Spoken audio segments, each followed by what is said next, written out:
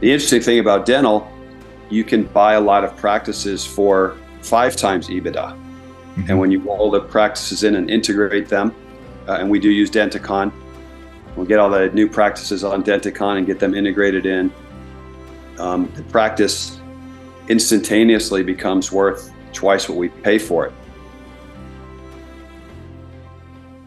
Welcome back to the Dental Economist Show with me, Mike Huffaker. Today, we have the pleasure of welcoming Matt Ornstein, co-founder and owner of Dental Pitch Brokerage and owner of Oak Dental Partners. Matt's extensive background spans from real estate investment and development to becoming a leading figure in dental practice management and investment. With Oak Dental Partners managing around 70 dental offices across the U.S., Matt has a unique perspective on the intersection of financial metrics, operational efficiency, and growth in the dental industry. Recently, Matt wrote and published the Dental EBITDA Handbook, which is available now on Amazon. Welcome to the show, Matt. How are you doing today? I'm doing great, Mike. I appreciate you having me. Thank you. Yeah, it was really great to meet you at Dykema. I know we were both headed down to the pool, walking out to the cabana, and you heard me say a cabana number, and you're like, "Oh, I know where you're going. Hey, I'm Matt. Nice to meet you." And I was like, "Oh, what a friendly, nice guy." And I don't run into that all that often, all the time. So kind of took notice and then learned more about your background and just thought you'd be really awesome to have on the show. And so, to start, you've had a really diverse and impressive career. You've transitioned from real estate investment to becoming now a significant player in the dental industry. You mind sharing just a little bit about your professional journey and kind of what brought you into dental management and investment? Yeah, absolutely. So I'm 55 and started my career in real estate development. Did multifamily, which is apartments, townhouses, condos, New York style lofts. Got into a lot of land entitlement where we would buy large tracts of land, get it zoned for single family uses or multifamily uses or mixed uses, which would be commercial, retail, residential. And I'm still in that business. I own a home building company based out of Atlanta, Georgia. I own an industrial warehouse development company based out of Atlanta, Georgia. We own we're doing a roll up of car washes, the automated kind that you go put your car in neutral and goes through a tunnel and you vacuum the cars yourselves. Yep.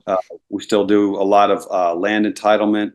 A few years back, a little over 3 years ago, we bought a smaller DSO with 20 offices and 7 million in EBITDA. And it just seemed like a really compelling business at the time. Very stable economically through good times and challenging times. Mm-hmm. And the thing that intrigued me about the dental business, aside from it being what I'm going to call fairly and mostly recession proof, mm-hmm. is that the higher the profitability of a DSO, dental support organization, the higher the multiple on EBITDA that you can get when you sell. So I'm going to use some easy numbers. Once your EBITDA in a DSO gets above, let's say, $10 million a year, you have a very, very high likelihood of being able to sell that practice for 10 times the company's EBITDA, which is earnings before interest, taxes, depreciation, and amortization. The interesting thing about dental, you can buy a lot of practices for 5 times EBITDA. Mm-hmm. And when you roll the practices in and integrate them, and we do use Denticon, we'll get all the new practices on Denticon and get them integrated in. The practice instantaneously becomes worth twice what we pay for it. So if we bought a dental practice that had $1 million of EBITDA and we paid 5 times EBITDA, so 5 million for that practice, as soon as it becomes part of our group, we can sell our group for, I'm using a number, we'll probably get more than that, but 10 times EBITDA. So if we paid $5 million for that dental practice, as soon as it's rolled into Oak Dental Partners, it's now worth $10 million. So it's called arbitrage. Yep. And that's the thing that really intrigued me about the dental space. And also knowing that 50% of the people in the United States, it's crazy, have never been to a dentist ever. There's a lot of blue ocean out there to attract new patients and provide great patient care. what first drew your attention to dental? Was it a relationship that you had? Had you met somebody that said, hey, you got to check this out? Like, how did that come to pass? Yeah, that's a great question. My business partner in the industrial warehouse development company plays golf with someone that had built a small dental group and sold it. And that gentleman was looking at Oak Dental Partners as a potential acquisition, wanting to maybe get back in the dental space. And I was introduced to this dentist, and the dentist explained the whole dental industry to me and how EBITDA worked in dentistry. And that's how I got interested. So we took a look at that group. It was called Children and Teen Dental when I bought it, because it was all pediatric. The gentleman that introduced us to that group decided that he did not want to get back into dentistry after all, like playing golf and enjoying life. Yeah, don't blame him. And then so we ended up buying it. Got it. Got it. And so what do you attribute the ability to kind of drive maximum valuation in dental to? Obviously, you all believe in standardization of systems so that you can drive additional value from that perspective and help create standard operating procedures across all of the practices. But surely it has to be more than just, hey, I bought this, acquired this at 5x EBITDA, and we were able to stack and build multiple practices on top to create additional valuation. Is there more to it? Like, what are the other components that you think of when you're thinking about value creation within the organization? I would say private equity, which typically is the financial backing behind DSOs. Oftentimes is completely content to just buy at a one multiple and aggregate and sell at another. I'll just use an easy example. If a group bought, paid $25 million for multiple practices, buying them and stacking them on top of each other, it bought them independently and paid $25 million at a 5x. Once all those practices are combined, you can sell the group for $50 million without any change in the EBITDA from any of the individual practices. So that alone is a very profitable business model.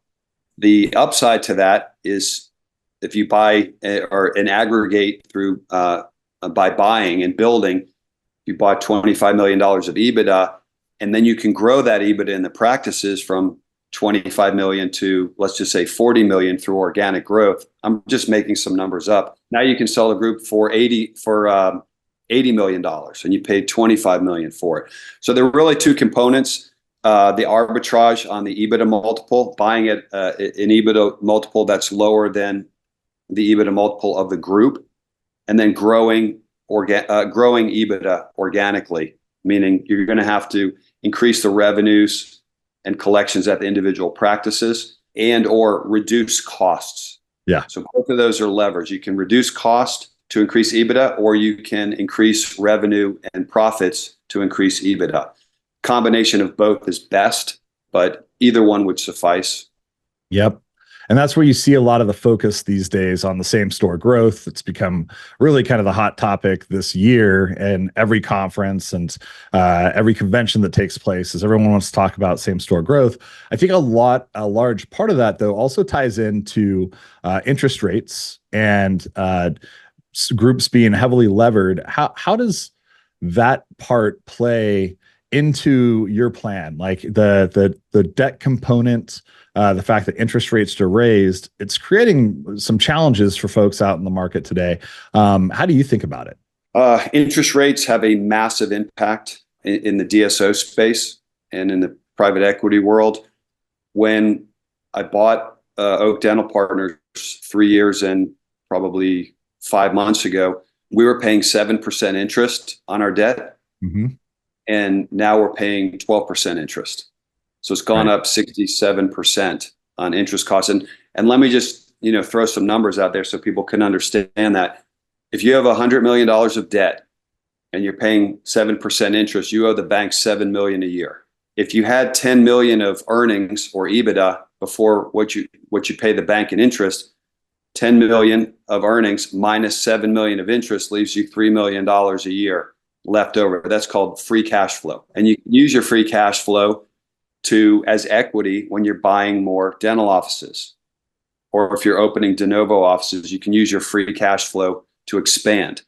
Now, same situation, company's making $10 million a year before interest payments, and interest rates have gone to 12%. Mm-hmm. If you have that $100 million of debt, now you owe $12 million in interest, but you're only making $10 million before you owe the bank. So you're negative $2 million a year. That's an example that, there are many DSOs in that situation right now. A more realistic scenario would probably be the DSO is making $15 million a year before interest to the bank. So if you owe $7 million in interest, you still have $8 million of free cash flow, which you can reinvest in the business and grow the business without any change except interest rates going from 7 to 12%. If you have 15 million in earnings, now you owe the bank 12 million in interest, and you only have $3 million left over to help grow the business. So interest rates play a huge part on your free cash flow. Yep. And if your free cash flow is negative, you're out of business. Either you have to put more money in, or you're going to default on your loan, and the bank and the lender is going to foreclose on your dental group. So free cash flow is extremely important to monitor in the dental space. In my opinion, it's the most important financial metrics to keep track of, because you can be making $50 million a year, but if you owe the bank $51 million a year in interest, you're losing money and you're going to go out of business. Right. That was a very clear and articulate way of explaining that. I appreciate that. I don't think a lot of people, when they hear about the interest rates, really kind of tie it all together in that way to understand why it has the negative effect that it does. All of that money, you're talking either the 7 million or the 12 million on the debt service, like that's money that at a ZERP sort of world 5-7 years ago was all able to be reinvested because you didn't have the debt service payments to make, which was what I think in large part accelerated a lot of the growth that we saw. So now we live in this new world where, to your point, you either have to increase the revenues, decrease the costs, hopefully a combination of both, in order to be successful. That leads me to the question, you just wrote this book, and it's the Dental EBITDA handbook that's available on Amazon. Why did you decide to do that? Like, why was that important to you as a project? The reason I wrote it is because, to my great surprise, very, very few people know what EBITDA is. They might have heard it, but they don't really know what it is. And if they know what it stands for, earnings before interest, taxes, depreciation, and amortization, they don't really understand how EBITDA affects the value of a dental practice or a dental group when it's time to sell the business. I was looking on Amazon for books on EBITDA just to see what was out there. And they're like 250 pages, 300 pages. And let me tell you, that is a very boring, dry subject matter.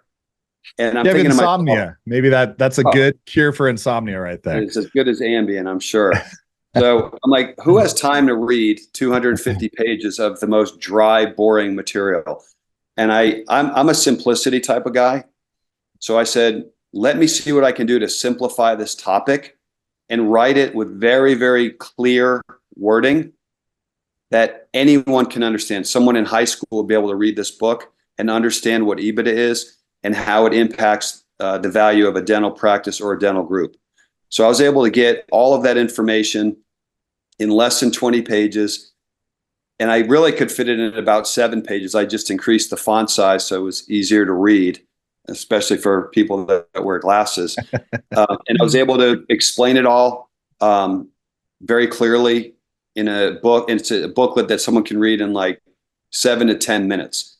And in the book also, I discussed the 2 levers that you can use to increase your EBITDA. That's decreasing costs or increasing revenue.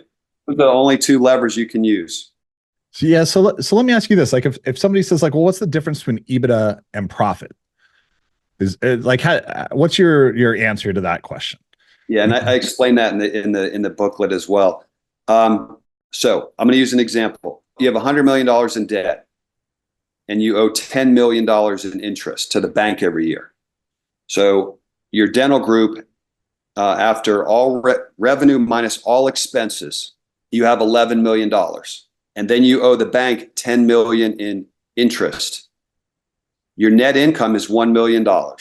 That's the difference. You can have 11 million in EBITDA, which I call profit before bank payments, and your net income is your income after you pay the bank. That's the final expense that you have. If you have no debt, your EBITDA would be the same as your net income. If you have 11 million before bank payments, interest payments, your net income's 11 million. But if you owe the 10 million in interest, after you subtract the interest cost, which is a deduction, it's a cost, your net income is now $1 million. Got it. So the bank debt, the interest on your bank debt really has a huge impact on your net income.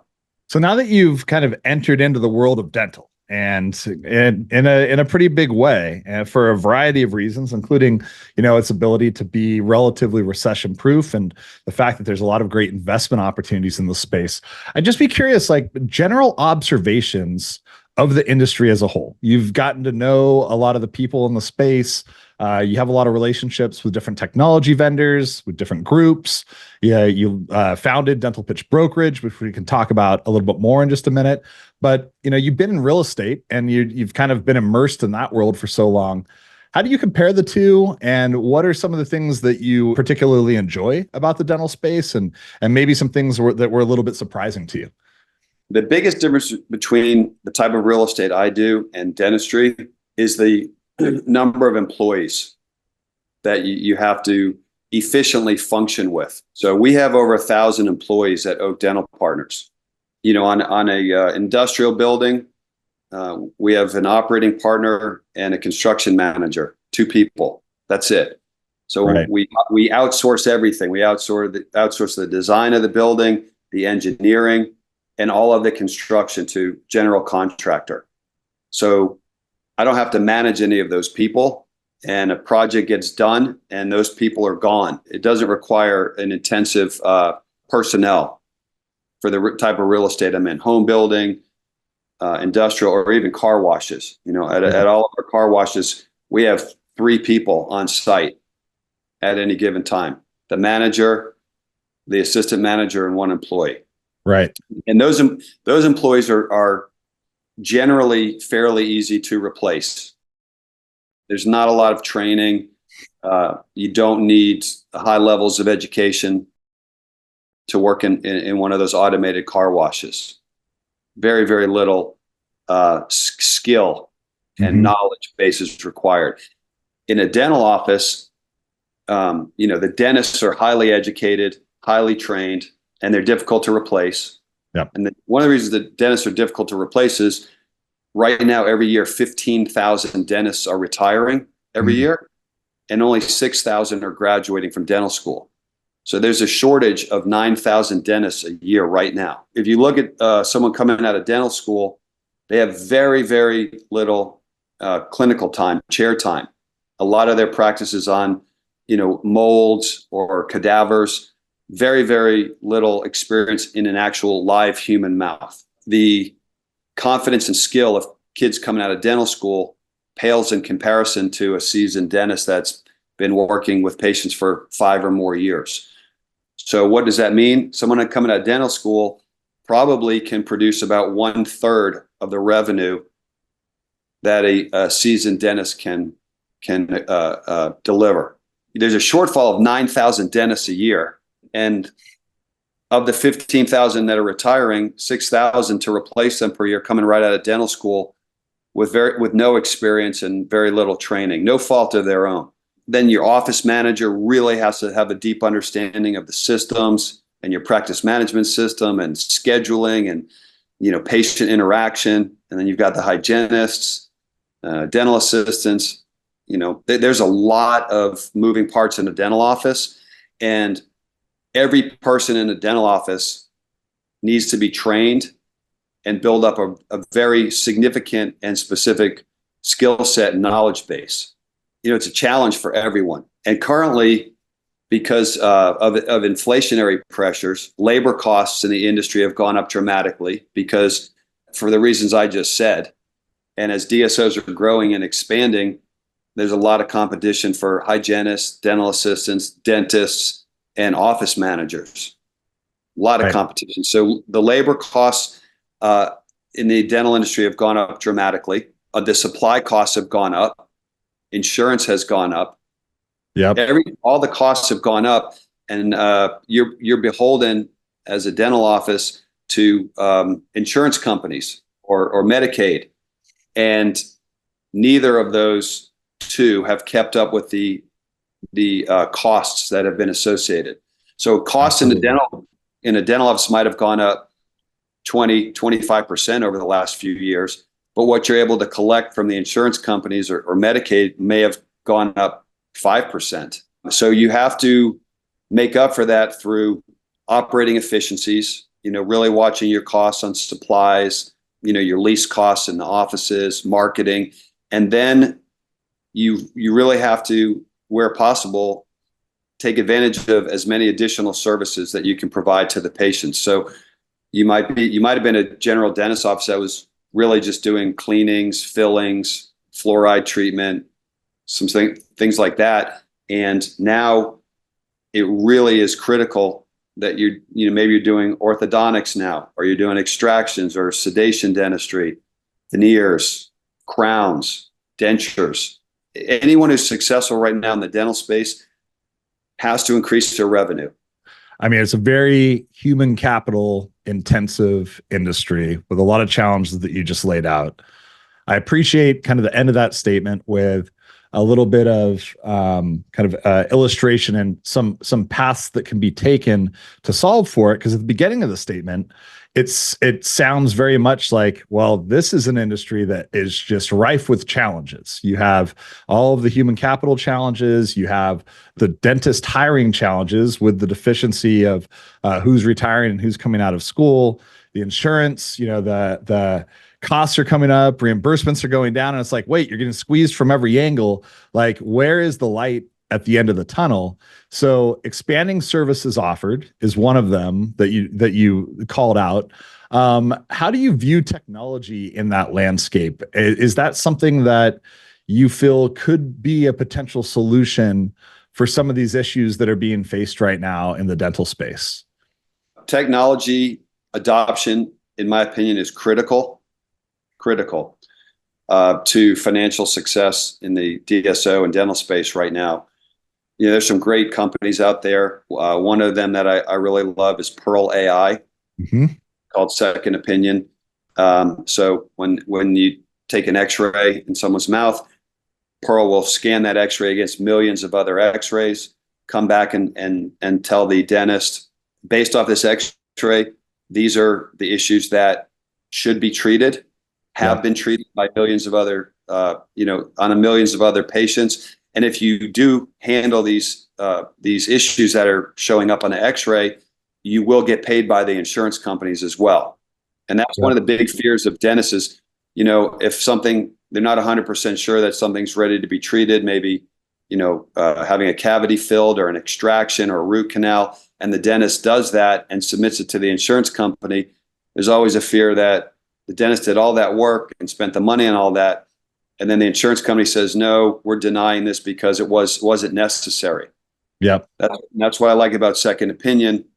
The doctor makes the final decision, but at least has a reference point saying, based on this X-ray, these 4 things and treatments can be done right now.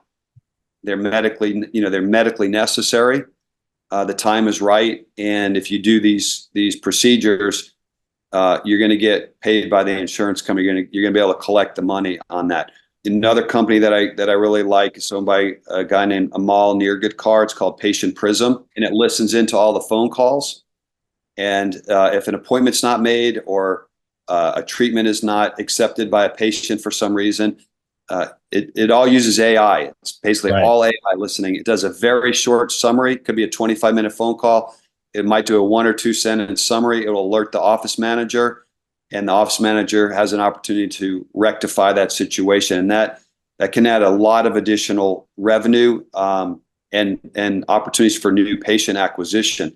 I'm going to give you one great example that Amal shared with me. Someone called in and spoke to someone at the whoever was answering the phone. It happened to be someone at the office. And the gentleman said, he's in a lot of pain. He needs a root canal and a crown.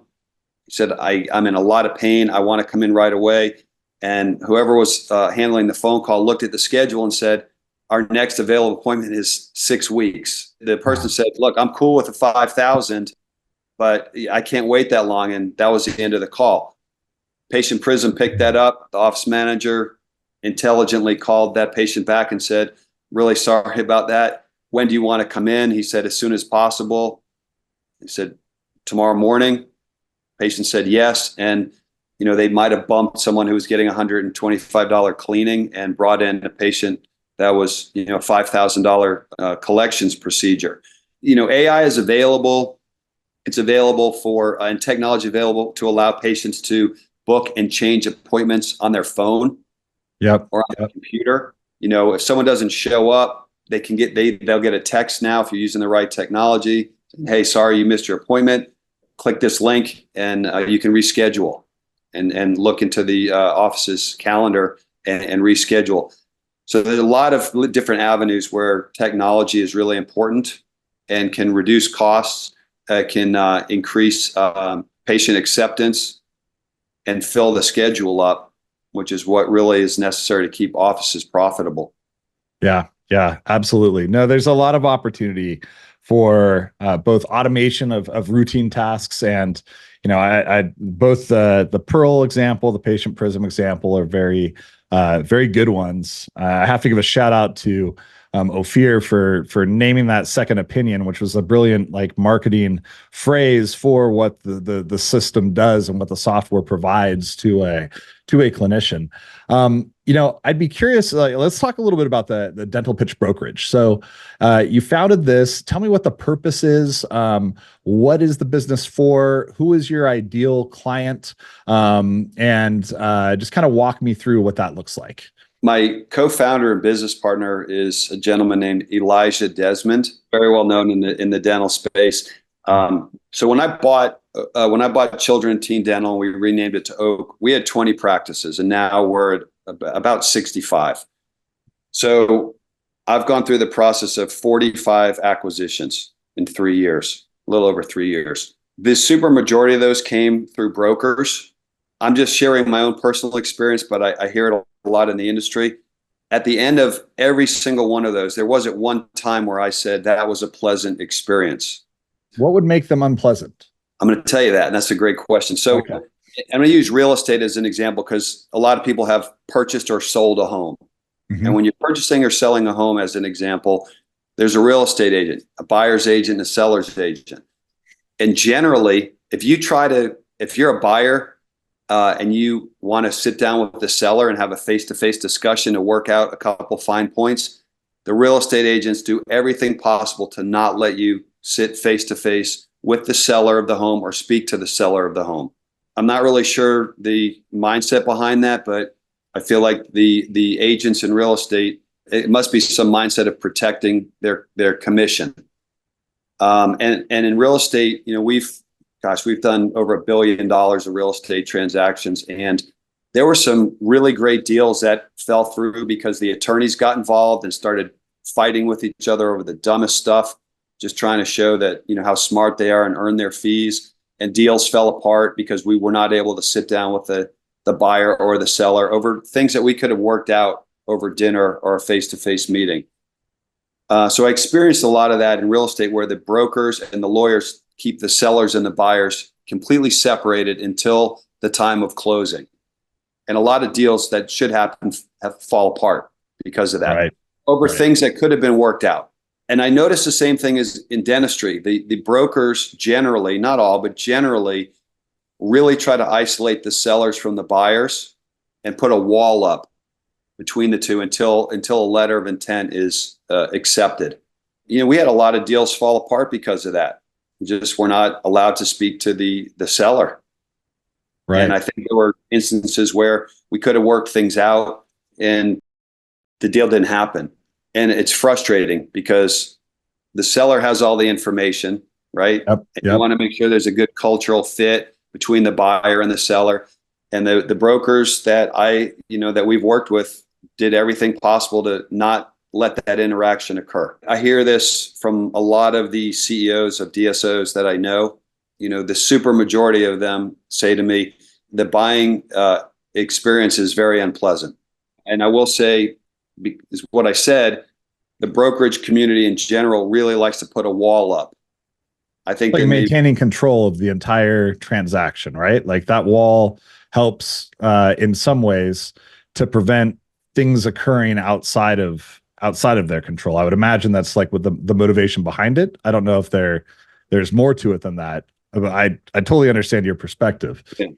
I don't know. I really don't know what the motivation is. I don't. Yeah. I'm a rising tide lifts all boats kind of person, abundance mindset. So Elijah and I said, there's got to be a better way to do this. So Dental Pitch Brokerage has a mindset of, let's take the walls down between the buyers and the sellers. We Dental Pitch Brokerage host live in-person events at dental conferences. We've had 2 so far. We have a 3rd one coming up in Key West, September 11th. And we bring active buyers in. I mean, some of the biggest ones in the country. Heartland has been to every one of our events. So we try to have 10 buyers there.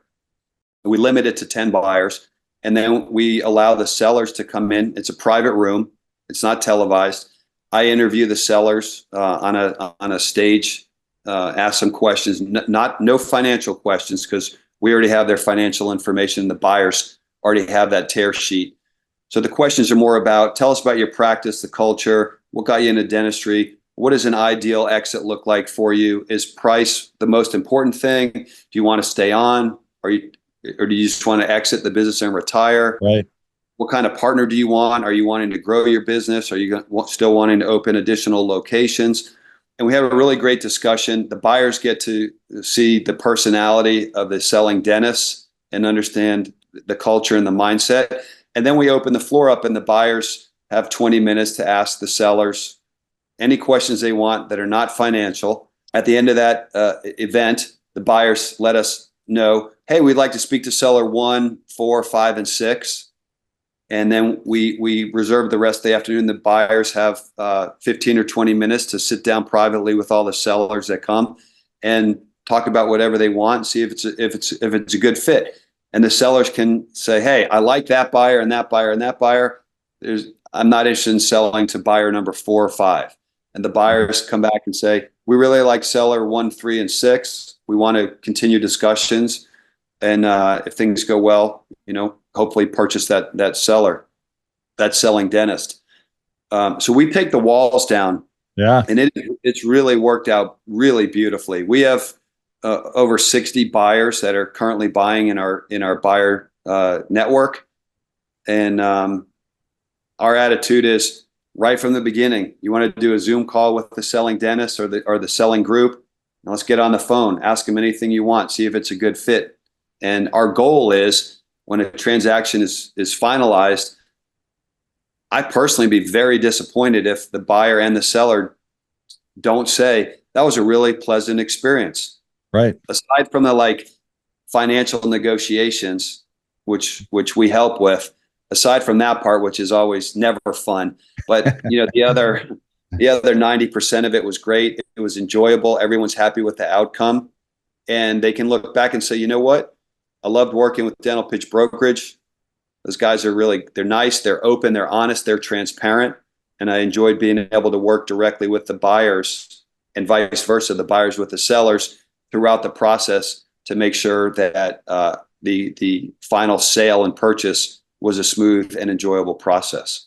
That's really neat, actually. What a unique format and approach to brokering those types of deals. And so, as you said, you've done, I think, 3 events currently. Your 3rd one is coming up. Did I hear that correctly? Yeah, that's correct. Of the in-person. Yes. So this just founded and launched this year in 2024, or was this last year in 2023? Yeah, we just launched in 2024. We had a live event at Florida Dental Association. We had a live event at DICOMA. And then we have one in Key West as part of one of Elijah's events. We don't just limit the seller's information to the buyers that come to the event. The sellers get their deck and tear sheet out to all the buyers that we have in our network. So we have a very, very large reach in that area. I want everybody to enjoy the process. There's no reason at all where a buyer and a seller cannot enjoy the process and have it be a positive experience. Right. I really like that outlook on it. Let me ask you this, and maybe I'm missing something, or this is just a ridiculous question, but we were talking at the beginning of the conversation about the arbitrage and the increased value and multiples that you can get on the EBITDA when you have multiple practices. Would that discourage a buyer from desiring to buy another group that is already built on 4, 5, 10, or 12 locations versus buying independent practices at that moment in time? And kind of what am I missing from that equation as it relates to acquisitions? The higher the EBITDA, the higher the multiple on the EBITDA. And I'm making some numbers up right now, but if a practice has $1 million of EBITDA, they might get 5 times EBITDA. If a practice has 3 million of EBITDA, they might get 6 times EBITDA. 5 million of EBITDA, 7 times EBITDA. 10 million of EBITDA, 10 times EBITDA. 15 million of EBITDA, 12 times EBITDA. So the higher the EBITDA, the higher the multiple. So if you already have a DSO or a group that has a market value of 12 times EBITDA, and that group is thinking of selling in a year or two, that group might be willing to pay 8 times EBITDA for a group. So I'm just saying, if they bought the group for 100 million, as soon as it's integrated in, that group's now worth $150 million, because the difference between 8 times EBITDA and 12 times, in that example, is $50 million. Sure. So what generally happens is larger EBITDA will buy smaller groups with smaller EBITDA, because there's still some EBITDA multiple arbitrage available. The other reason is, let's say you're a big DSO, and you can sell at 12 times. Let me use these number, 10 times EBITDA, and you want to add 5 million of EBITDA in 2024. You can go out and buy 20 practices that have $250 million of EBITDA and pay 5 times EBITDA. You have to go through 20 transactions. That is a really challenging process. Right. Or you can go out and find a group with 5 million of EBITDA and pay 7 times EBITDA. You're paying more, but it's one transaction. It's one transaction and one integration. So the administrative and the legal burden is significantly decreased at that point to go through the single transaction versus 20 individual transactions to get to the same outcome. It's worth paying the premium at that point to accelerate where you want to get to. Exactly. And it's worth paying the premium as long as there's still arbitrage there. If you're paying 8 times EBITDA for a group, but as soon as they're assimilated in, they're worth 12 times EBITDA, you've increased the value of what you bought instantaneously by 50%. And sometimes those numbers are large, right? If you pay $100 million for a group at 8 times EBITDA, and as soon as it's assimilated into your DSO, which is worth 12 times EBITDA, you just made $50 million. And yeah, you did pay more than if you had cobbled together, 50 individual offices, but the amount of administration time, human resource time, and legal cost is so burdensome to do that, it's almost impossible. When you're looking at a practice, and look, we see across our landscape kind of year over year same store growth. There's many practices that are more challenged this year than they may have been in the past. I think a lot of individual practices will shoot for somewhere between 6 to 10% year over year growth if they can make it. And with rising costs and a lot of the other pressures that we've already discussed in this conversation, many are falling very short of that, or are actually on the negative side of growth at this point compared to the year previously. So as you assign a valuation and determine what path you want to take to make an acquisition, how much of that should be factored into the multiple that you assign to the EBITDA that they are generating? Generally, in the dental industry, over the last 12 months, most DSOs super majority of them are completely flat on organic growth, meaning no growth at all. If you're getting 5% organic growth over the last 12 months, you're doing really, really well. 7 or 8% organic growth is exceptional. There are a lot of DSOs that have negative EBITDA growth because of the reasons we discussed.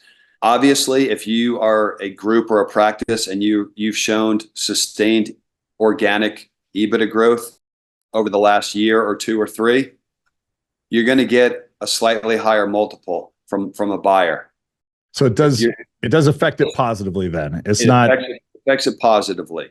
Okay. Now, if you're flat, I wouldn't say it affects it in a negative way. I think right now flat is the baseline. And if you're a dental group or practice and you do have positive organic EBITDA growth, you probably are going to get a slightly higher multiple from a buyer.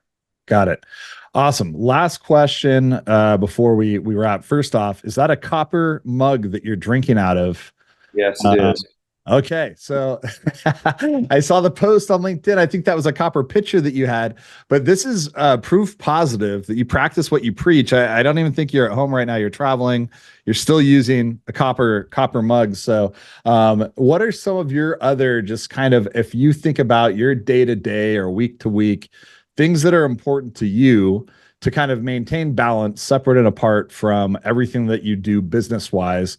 You and I were kind of geeking out a little bit before Dykema about cold plunges, meditation, hot yoga, and all of that. But just share a little bit of kind of your viewpoint on how you continue to lead a balanced life while managing all of these different businesses and being heavily involved in kind of everything that you do. So I have a mindset that if you're not healthy emotionally, mentally, and physically, I don't care how successful you are, it's impossible to be happy. I make a very committed effort for my mental, physical, and emotional health.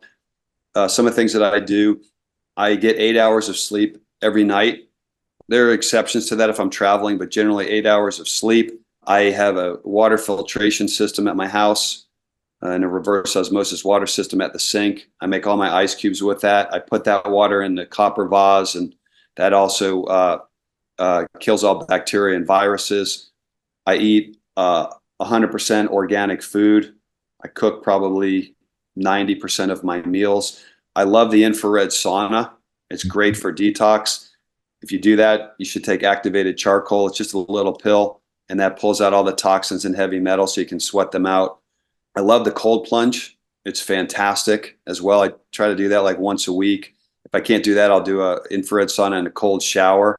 I go work out 5 days a week. So I either go to the gym and do interval training nonstop for 30 minutes, or I do hot yoga, which is wonderful. That's my favorite thing to do for health. And then after I do yoga or go to the gym, I always do what's called a Wim Hof deep breathing. Mm-hmm. That's the guy's name, Wim, W-I-M. That's a fantastic reset. But look, if you put junk and poison in your body, you're not going to be healthy. So you need sleep, you need sunshine. I don't believe in stay out of the sun. I try to get 20 minutes of sun every day. Good sleep, good food. I don't surround myself or allow negative people in my life. They'll just suck the life out of you energetically.